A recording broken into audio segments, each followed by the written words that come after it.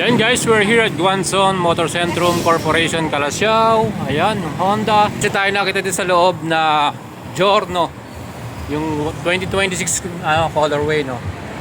Ayan, no. Grabe, no, pogi, oh. So guys, ito yung new colorway for 2026. Ayan po ay Fell Retro Blue. Nice. Diba? Ang ganda. Glossy paint finish. So yun guys, as you can see, meron tayo dito.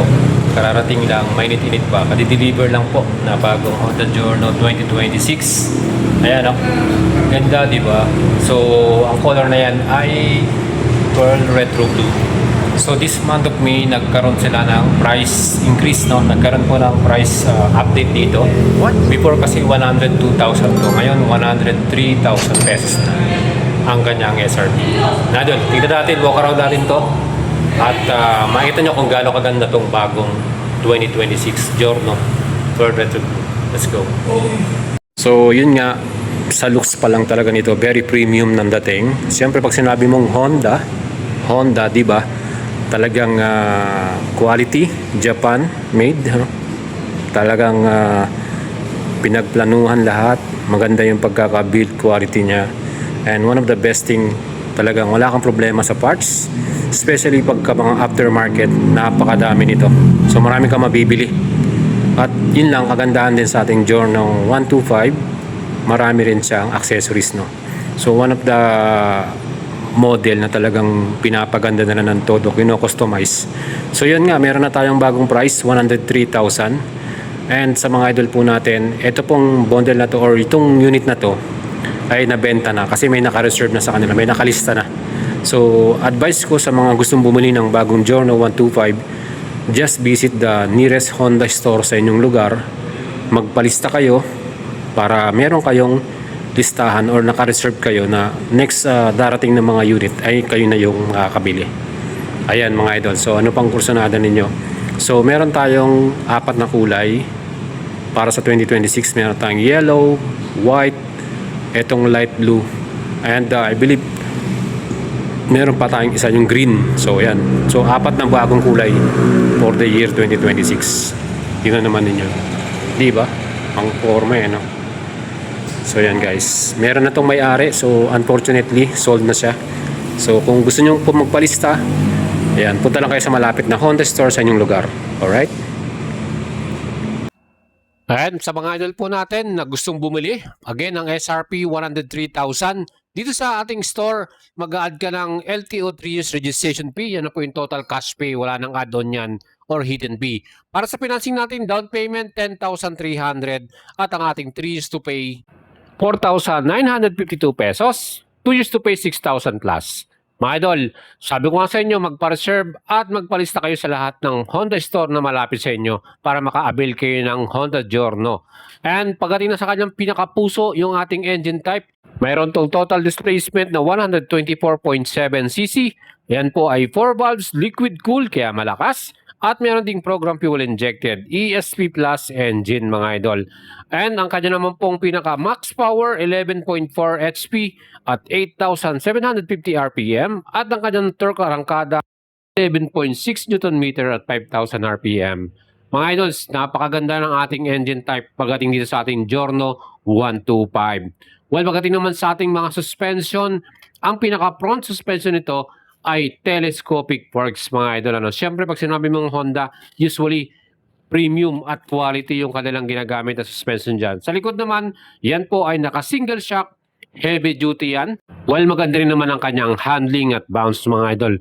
Stopping power natin sa Giorno, ito ay merong combined braking system. So sabay na nagbe-brake ang front and rear. Naka-disc brake yung front natin with single piston caliper at with CBS. Sa likod naman, yan pa rin po ay same na mechanical drum brake. At syempre, quality naman yung ating brake dahil may CBS, ano mga idol, CBS system.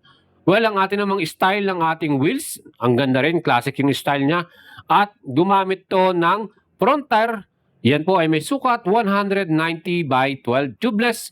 Ang ginamit na brand na tire dito ay Duro Tire. Yan po ay Taiwan or made in Thailand. Well-known brand yan as a mid-level, talagang affordable din. At sa likod naman may size na 110 90 by 12. Ayan mga idol, ang ating pinakagulong. Rider's view naman natin, syempre, ang ating panel, yan po ay fully digital display. Color brown yung ating handle grip at yung mga switches and button talagang quality yung pagkaka-build niyan. Well, napakasimple lang yan. Sa right side naman, andito naman yung ating idling stop and start para mas matipid ang consumption at electric ignition para sa ating engine. Well, meron din tayong Honda Smart Keyless System. Katabi na rin yung opening niyan ng ating upuan at yung pinaka-fuel natin. Meron tayong bulsa sa kaliwang side at meron din tayo dyang USB charger Type-C. At ito pa, meron din tayong retractable hook para sa ating mga pinamili o dala nating gamit. Well, quality at premium din ang ating upuan, color brown. Ngayon, two-tone yung kanyang style, ano? Sa loob naman, meron tayong malaking compartment, mga idol, ha? Yan po ay 30 liters. Marami na rin tayo may ilalagay sa ating pinaka-compartment. Meron pang helmet hook yan. Mga idols, pagdating naman sa seat height ng ating Giorno, yan po may sukat ng 780 mm. Kaya pwede rin to sa mga short rider, ano, 5'3", 5'4", 5'2". Kayang-kaya nyo itong ating Honda Giorno. Kaya maganda yan sa mga lady riders natin. Again, ang ating pinaka-dimension or wheelbase na sukat 1,312 mm, ground clearance 155 mm, at meron naman itong total wet weight, ano, kasama ng langis, 100 kilograms. Ang pogi talaga ng kanyang headlight design, ano, classic style, may chrome finish pa yan, at meron pa siyang Honda badge dun sa pinakagitna. Ang ating namang mga signal light dito, iyan naman po ay naka-valve type. So yan guys, kita naman nyo yung kanyang itsura, di ba maganda? At classic looks, poging-pogi talaga ang dating Giorno 125, ano.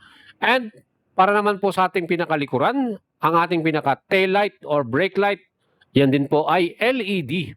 Meron pang chrome finish sa kanyang pinakagilid. At sa ating namang mga signal light sa likuran, syempre yan din po ay naka-bulb type.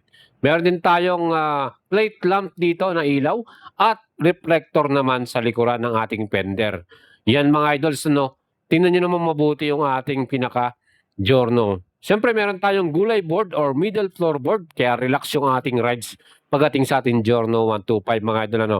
Kaya hindi lang basta maporma at quality yung pagkakabuild ng ating Giorno. Abay, loaded na rin sa kanyang features. Saka tinumo sa ating engine type pa lang, di ba? Malakas na 125cc, mga idol. And ito yung ating pinaka-gasolina, yung pinaka-refill natin nasa harapan. Kaya hindi ka na may istorbo, hindi mo na kailangang i-open ang inyong upuan.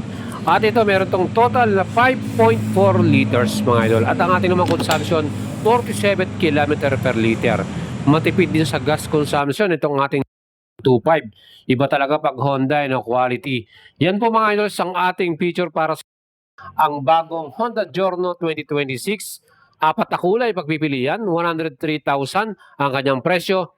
Sa mga idol, magpunta lang kayo sa malapit na Honda store para makapagpa-reserve at palista kayo dahil very limited pa rin po at kokonti lang ang dumarating na stock ng Honda Giorno. Again mga idols, huwag niyong subscribe ang ating YouTube channel at lagi kayong tumutok. Para sa mga katanungan nyo, pwede kayong mag-PM sa ating FB page, mga idol.